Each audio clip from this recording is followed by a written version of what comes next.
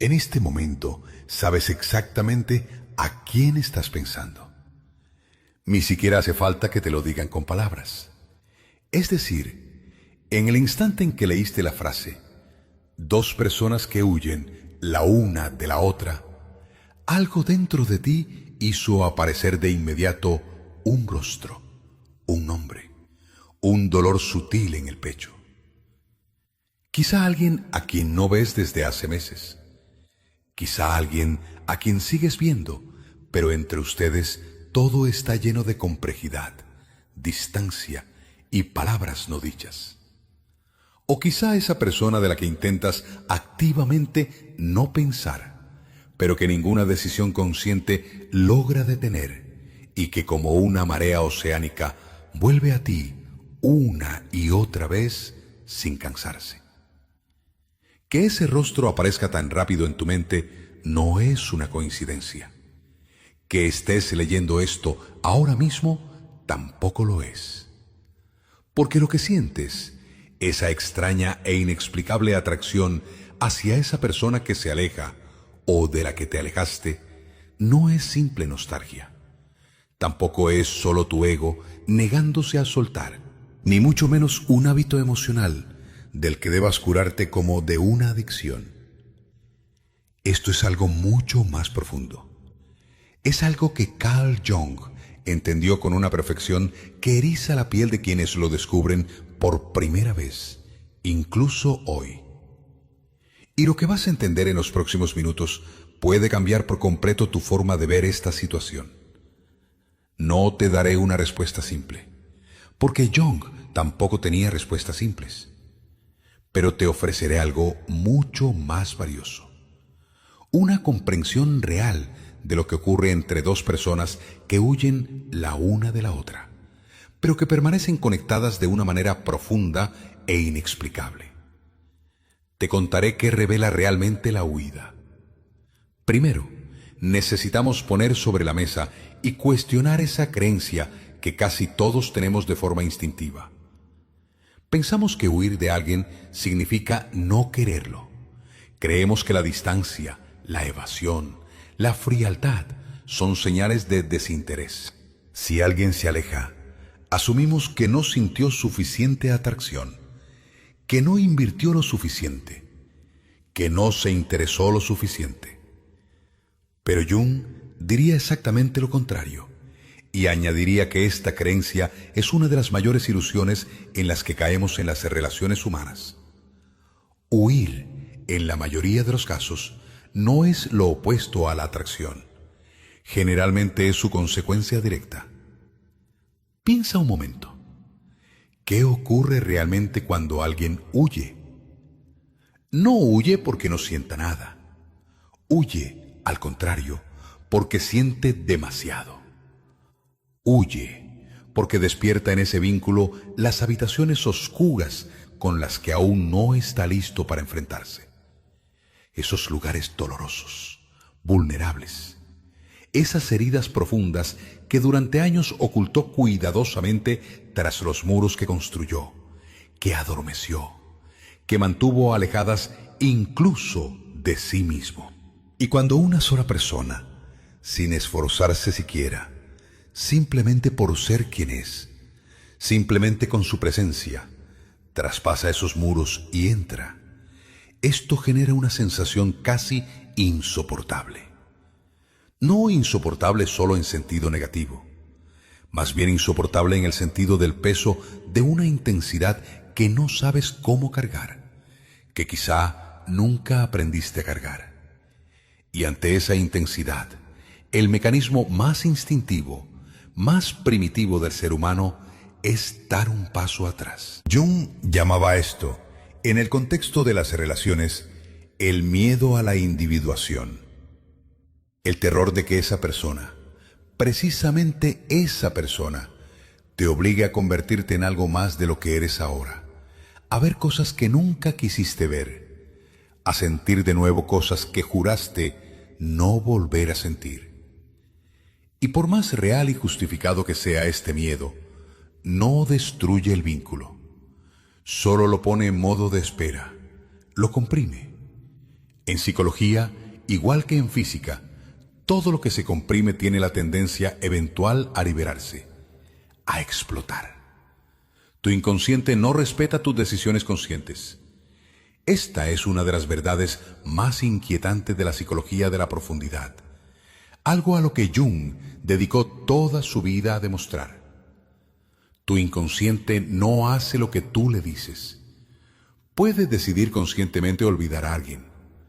Puedes convencerte de que todo terminó, de que fue un error, de que mereces algo mejor, de que esta relación era tóxica y que no hay vuelta atrás. Puedes tomar todas las decisiones lógicas del mundo. Puedes hacer listas de pros y contras, de páginas y páginas. Puedes repetir todas esas frases edulcoradas de los libros de desarrollo personal. Pero tu inconsciente, en ese mismo momento, sigue en silencio haciendo exactamente lo que siempre hizo. Sigue construyendo tus sueños alrededor de ese rostro. Te hace cruzarte constantemente con música, lugares, situaciones que te llevan hacia esa persona. En esos breves instantes en que bajas la guardia, toma tus pensamientos y te los lleva hacia ella. Justo al despertar por la mañana, justo antes de dormir por la noche, en el coche, en la ducha. Esto no es una debilidad, tampoco es falta de voluntad. Es simplemente la forma en que funciona el inconsciente humano. Jung entendió esto con una sutileza mucho mayor que cualquiera antes que él. Para él, el inconsciente es infinitamente más amplio, más poderoso y más inteligente que el yo consciente. Ese yo que toma decisiones, que razona, que hace planes, es solo la punta visible del iceberg. Mientras tanto, en las profundidades yace el inconsciente, que no sigue la lógica de la razón, sino la lógica de su propia totalidad, sus propios propósitos, sus propios movimientos. Y cuando alguien se ha instalado en algún lugar de tu inconsciente, no como un simple recuerdo superficial, sino que realmente ha ocupado un lugar allí, ninguna decisión consciente puede arrancarlo de allí por la fuerza. Puedes ignorarlo. Puedes encontrar cosas que te distraigan. Puedes convencerte de que pasaste la página. Pero esa página no ha sido pasada. Solo está en espera. Es justo aquí donde entra en juego ese concepto que Jung llamó proyección, y lo explica todo. Para entender por qué algunas personas quedan atrapadas en estos ciclos de huida y regreso constantes, debemos comprender uno de los conceptos más importantes, pero más malentendidos, de la psicología junguiana. La proyección, según Jung, significa que nunca vemos a los demás realmente como son. Siempre los vemos filtrados a través de nuestro propio inconsciente. Y este filtro está profundamente teñido, especialmente en las relaciones íntimas, por lo que él llamaba el ánima o el animus. Son arquetipos femeninos y masculinos que llevamos dentro desde la infancia, moldeados por nuestras primeras experiencias, las primeras figuras con las que establecimos vínculos, nuestras primeras impresiones de lo que es el amor. Cuando encuentras a alguien que te hace sentir cosas que no puedes explicar, que altera tu existencia de una manera que no cabe en la lógica, yo diría que lo que ocurre aquí es en parte una proyección. Le estás proyectando a esa persona una imagen que viene de ti, la imagen de esa pieza ausente que tu inconsciente busca, un reflejo de esa parte de ti que aún no has integrado, que te muestra lo que te falta.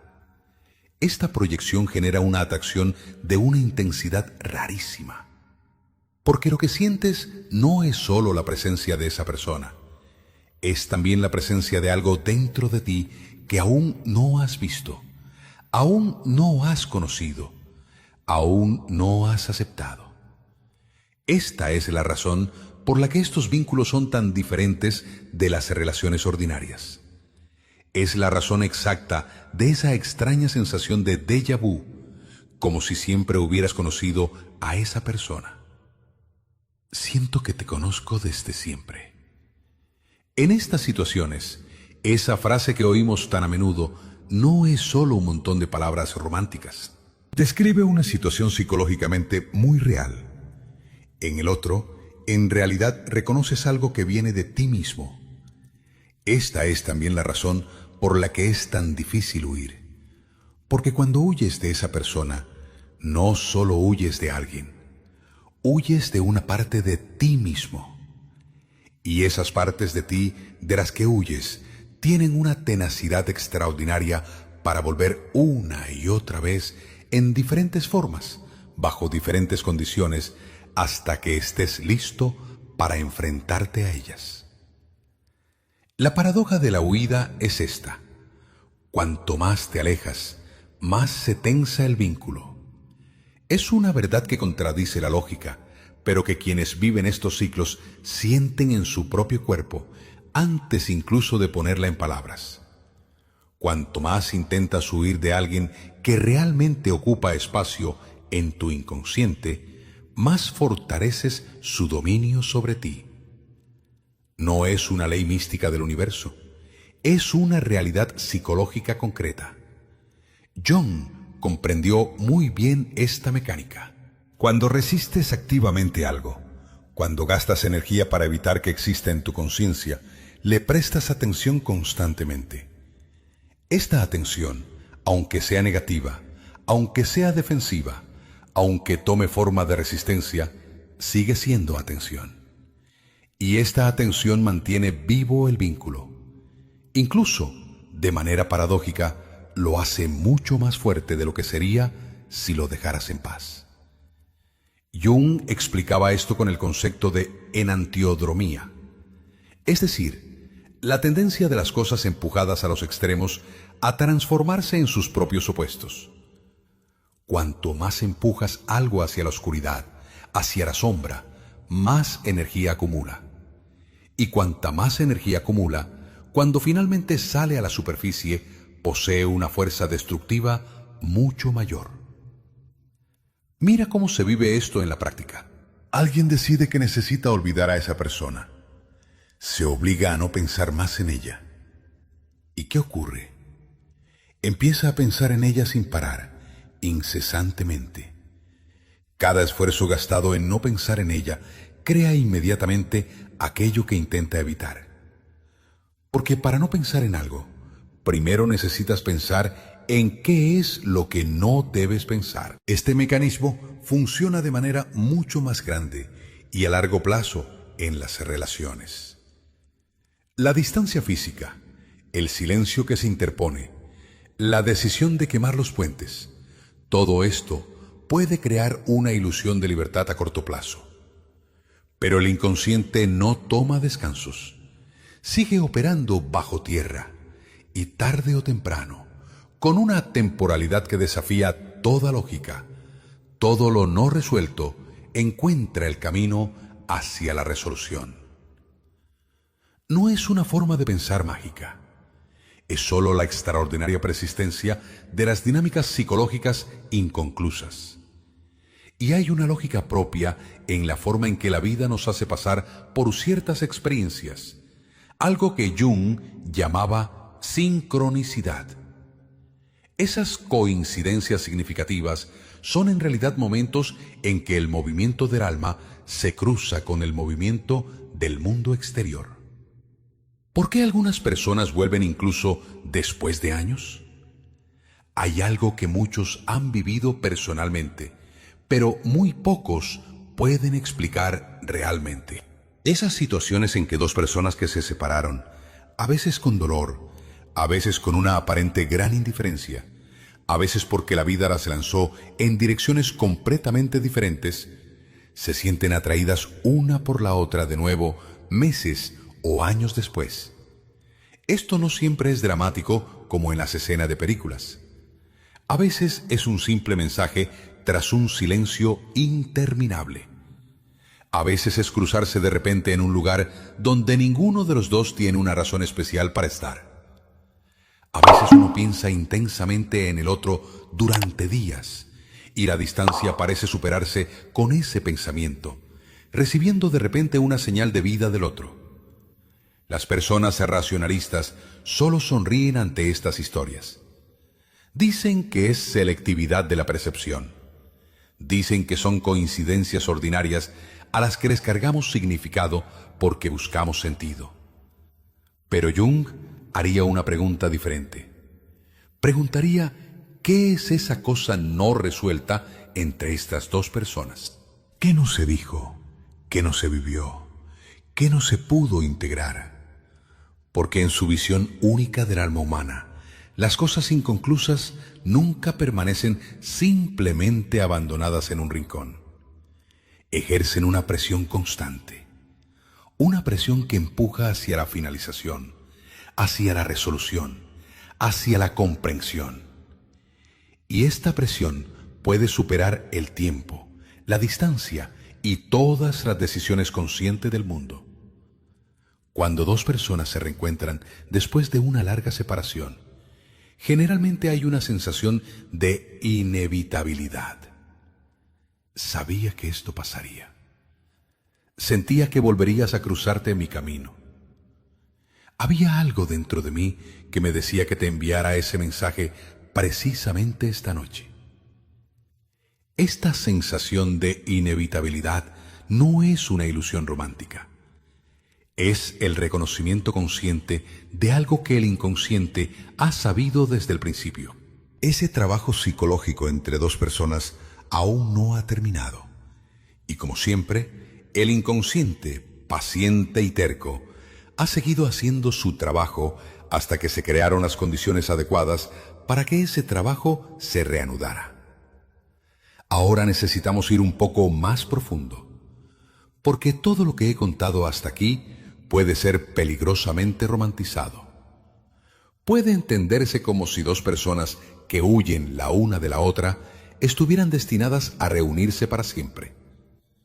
Como si volver siempre fuera la decisión correcta, o como si estos vínculos intensos fueran definitivamente historias de amor épicas con final feliz. Jung sería la primera persona en advertir contra una lectura así. La pregunta real que haría no sería si volverán el uno al otro. La pregunta real es esta: ¿por qué se encuentran el uno al otro? Porque el alma no busca el final feliz romántico de las películas de Hollywood. Quiere crecer, quiere integrarse, quiere enfrentarse con las partes de sí misma que aún no se han desarrollado, comprenderlas y asimilarlas. Y a veces, de hecho, la mayoría de las veces, la razón por la que un vínculo es tan abrasador, tan terco, tan difícil de dejar atrás, es que esa persona te sostiene el espejo de algo dentro de ti que aún no has mirado lo suficiente, algo que aún no entiendes, una herida que aún no has sanado realmente, una capacidad que aún no has desarrollado, un aspecto de ti mismo que aún no has aceptado. Y mientras ese trabajo no se haga, el vínculo permanecerá activo. No es porque el amor sea infinito en el sentido que solemos entender, sino porque el alma porta una terquedad infinita en su búsqueda de totalidad. Y en esta búsqueda, el alma moviliza todos los recursos a su alcance, incluyendo usar a otras personas como instrumento de tu propia transformación. Esto tiene un significado muy importante. Que tú vuelvas a esa persona o que esa persona vuelva a ti no es en sí mismo una solución. Es una invitación. Una invitación para hacer ese trabajo interior que no hicieron la primera vez, la segunda o la tercera. Si este trabajo no se hace de nuevo, el ciclo vuelve a comenzar. Huida y regreso, una y otra vez. Como una danza en la que ambos partners conocen los pasos de memoria sin entender realmente la música. Luego llega ese momento en que ya no es necesario huir, y quienes lo han vivido saben exactamente de qué hablo. Ese instante en que algo dentro de ti cambia. No es el momento en que decides racionalmente volver. Tampoco es el momento en que te convences de que estás listo. No es una elección en el sentido ordinario de la palabra.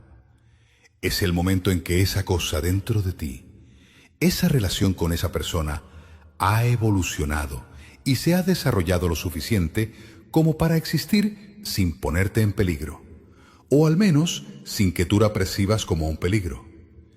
Es el momento en que la herida que despertó ese vínculo ya no te ahogará, en que has trabajado lo suficiente sobre ella como para poder mirarla a los ojos. Es el momento en que esa parte de ti, de la que huías y que proyectabas en el otro, se ha integrado lo suficiente contigo como para que puedas observarla sin caer en el pánico. Jung definía esto como una puerta de transición en el proceso de individuación.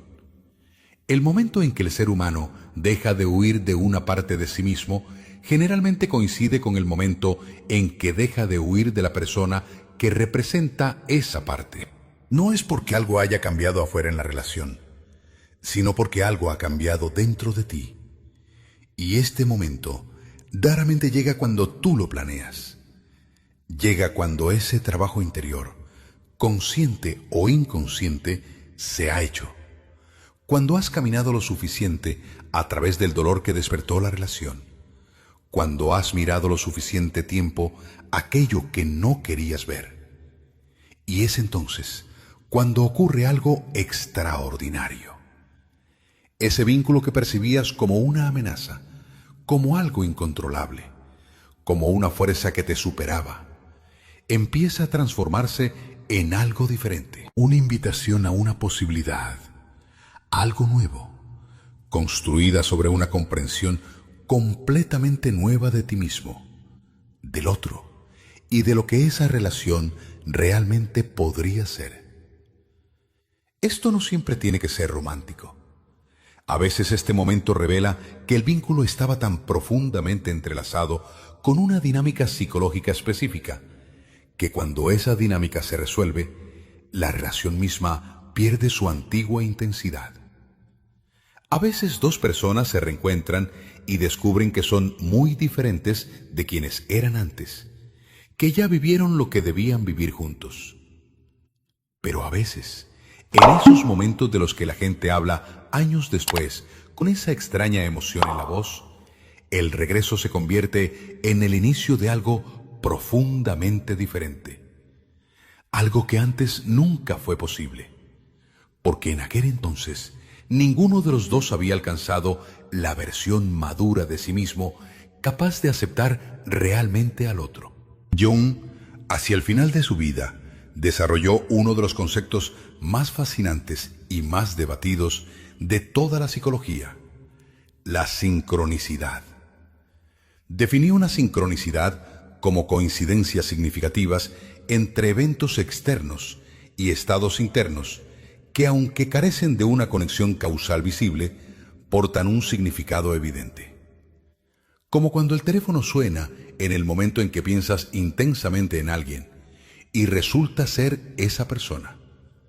Como cuando decides llamar a alguien y surge un obstáculo inesperado, y más tarde entiendes por qué ese momento habría sido desastroso.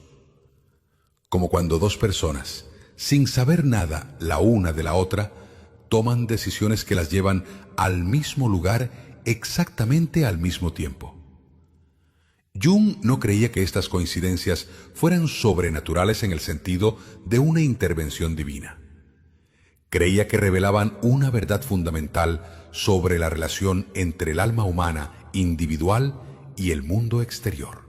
Pensaba que esta relación no era tan separada como creemos, que el inconsciente se comunica de una manera que apenas logramos comprender. En el contexto de las relaciones humanas, Jung observó que la sincronicidad era particularmente activa. Decía que los vínculos profundos creaban una especie de campo de atracción donde las coincidencias significativas se multiplicaban, donde las temporalidades parecían organizadas por una inteligencia superior que nadie había establecido conscientemente. No es una invitación a creer en un cuento de hadas mágico. No es una excusa para sumirse en la pasividad esperando que el destino lo arregle todo. Pero sí es una invitación a prestar atención a lo que ocurre, a no intentar envolverlo todo inmediatamente en lógica, a considerar que esas repeticiones, esos regresos, esos encuentros improbables pueden no ser tan aleatorios como parecen. Porque si tu inconsciente y el inconsciente del otro han entrado en el mismo proceso de transformación, las condiciones externas que los reúnen a veces se crean por sí solas.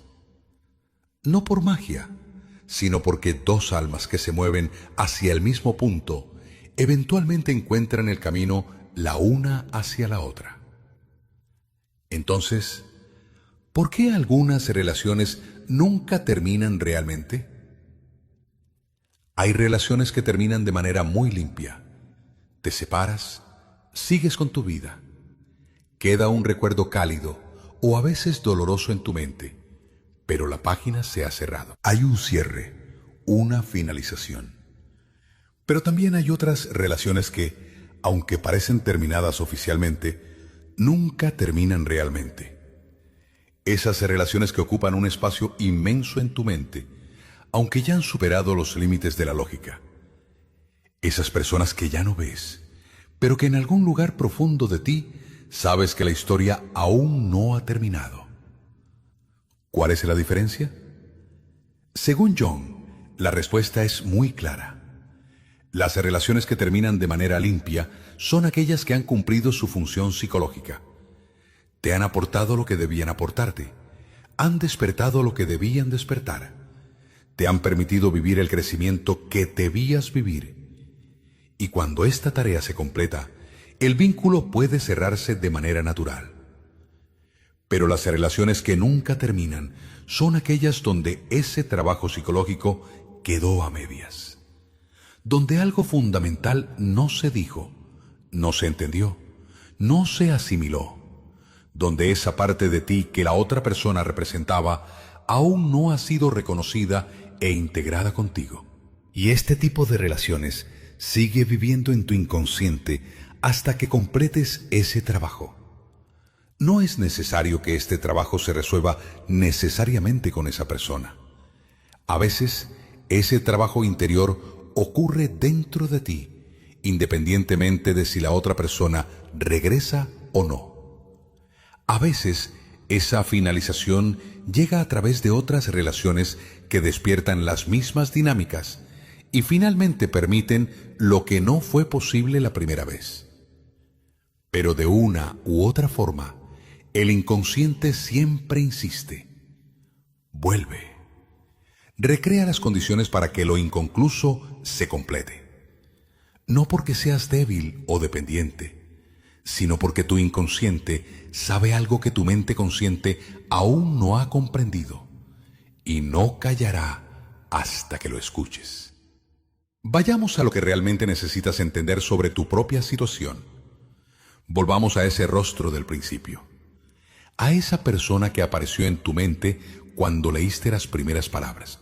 Si eres honesto contigo mismo, realmente honesto, no con la versión escaparate que le presentas a los demás, sino honesto con tu esencia en este preciso momento.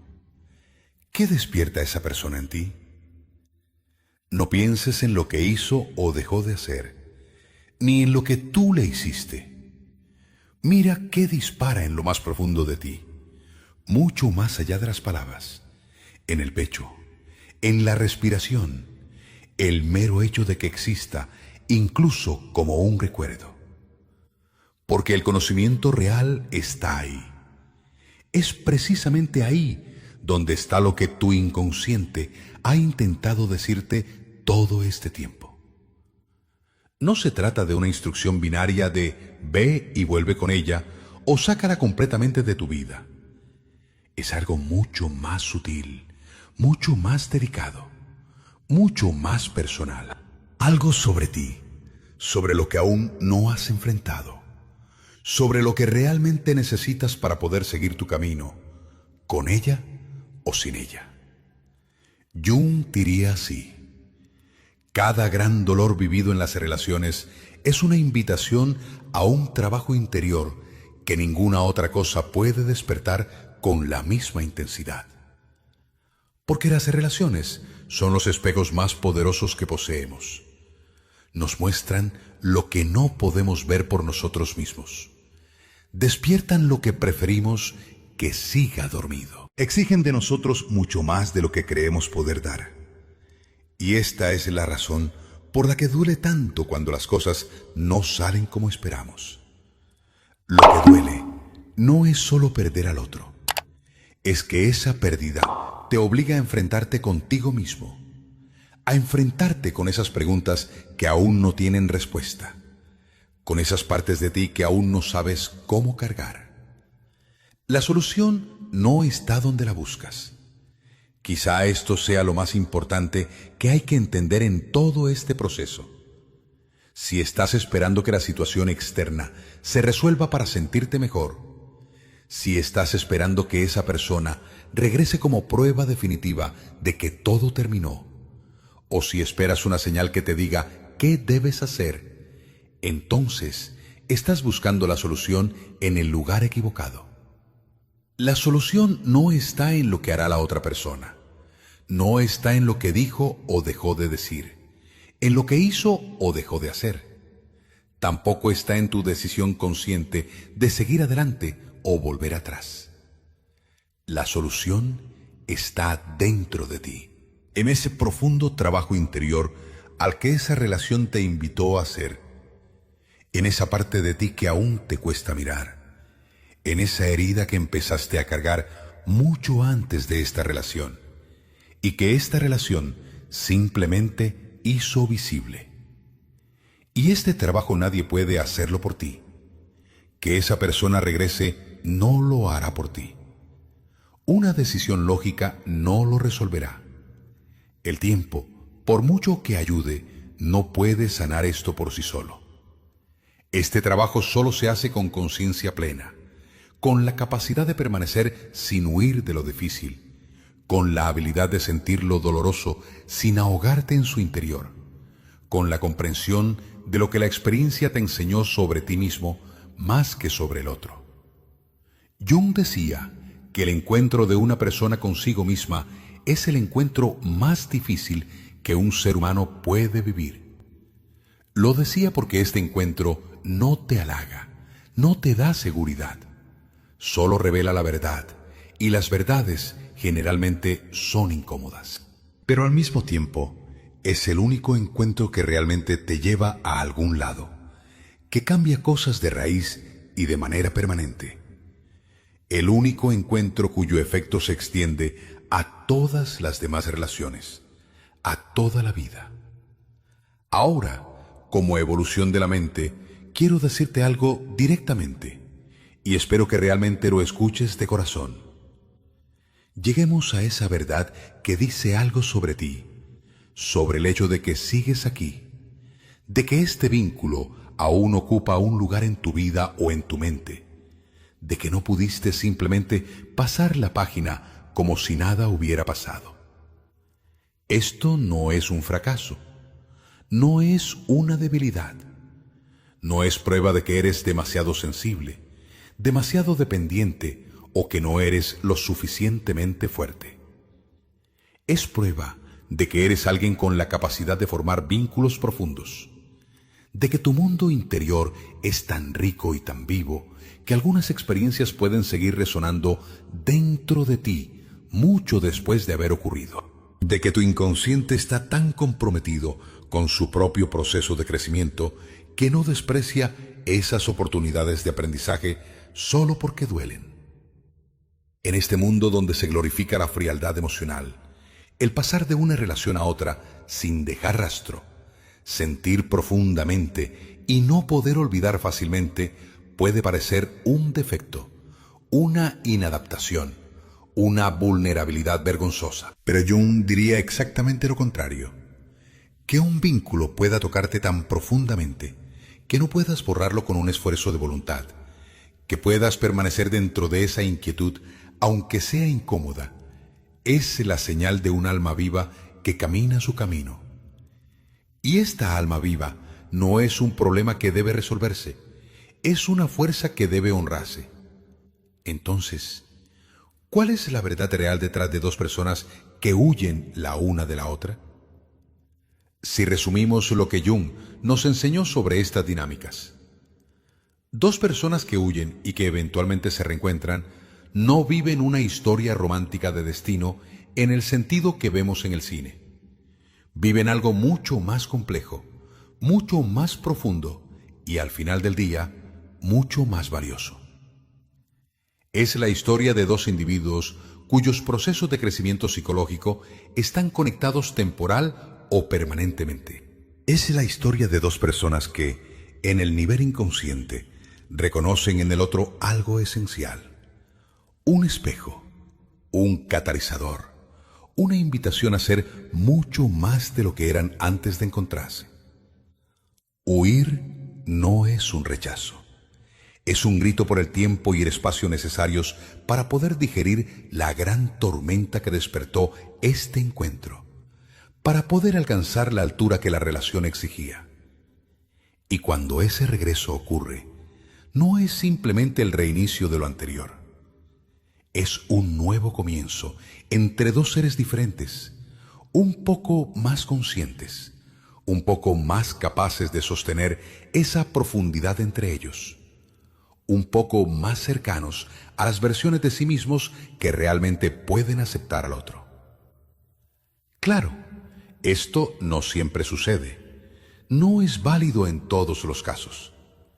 Hay relaciones que se reanudan sin que ese trabajo interior esté hecho, sin estar listos, y repiten las mismas dinámicas dolorosas. Pero cuando ambas partes hacen ese trabajo a su propio ritmo, por sus propios caminos, entonces algo único se vuelve posible. Una relación construida ya no sobre intensidad y proyección, sino sobre reconocimiento real y aceptación. Una relación donde dos personas no se necesitan mutuamente solo para llenar el vacío interior, sino donde pueden verse realmente el uno al otro como son. Y esta calidad de relación, esa profundidad de la que hablamos, no puede apresurarse, no puede forzarse, solo puede prepararse con gran esfuerzo, con tiempo y con el valor de mirar dentro de nosotros mismos a esos lados oscuros que evitamos ver. Y si tú haces ese trabajo difícil, si sigues adelante aunque todo se ponga muy difícil, aunque los resultados no sean visibles de inmediato, entonces, sin importar qué decida esa persona, sin importar cómo termine o continúe la historia, tú ya serás otra persona. Serás mucho más tú mismo. Y al final del día, el único regreso que realmente importa siempre es este.